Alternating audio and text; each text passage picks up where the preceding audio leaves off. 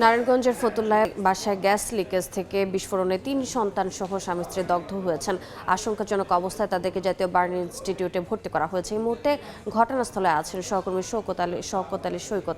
সরাসরি যাচ্ছে তার কাছে।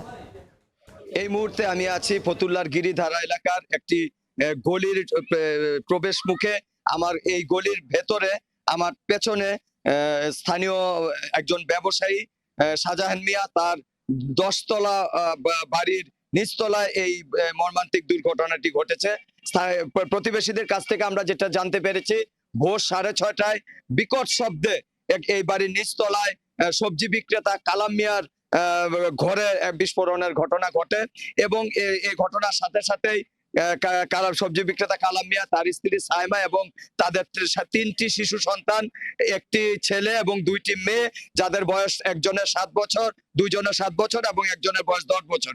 এই 3 শিশু সন্তান সহ 5 জন ভয়াবহভাবে দগ্ধ হয়েছেন। তাদের শরীরের বিভিন্ন স্থান আগুনে ঝলসে গেছে।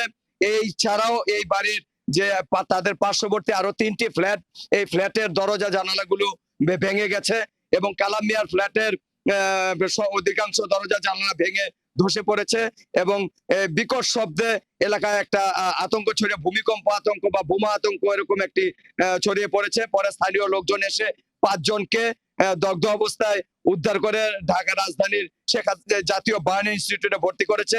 তো এই মুহূর্তে এখানে অসংখ্য স্থানীয় লোকজন ঘটনাস্থলে এসেছে। ফতুল্লা থানা পুলিশ, ফায়ার সার্ভিস তারা ঘটনাস্থলে এসে পরিদর্শন করে গেছে। তারা যেটা বলেছে যে গ্যাসের লাইনের লিকেজ থেকে আগুনের সিগারেটের আগুন থেকে বিস্ফোরণের ঘটনা ঘটেছে বলে স্থানীয়ভাবে তারা প্রতিবেশীরা তারা ধারণা করছেন।